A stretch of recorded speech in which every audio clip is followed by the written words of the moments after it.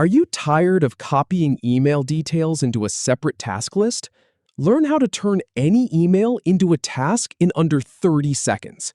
Here's the exact 5-step process to convert emails into tasks directly inside Gmail. No extra tools needed. First, head over to your Gmail homepage, where all your emails are listed. Go ahead and click the checkbox next to the email you want to turn into a task. Then, click the 3 dots icon at the top of the screen to open the More Options menu. Now, select Add to Tasks from that menu.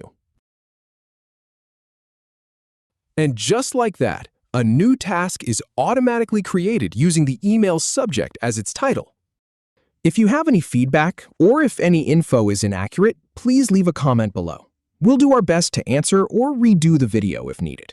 Thanks for watching.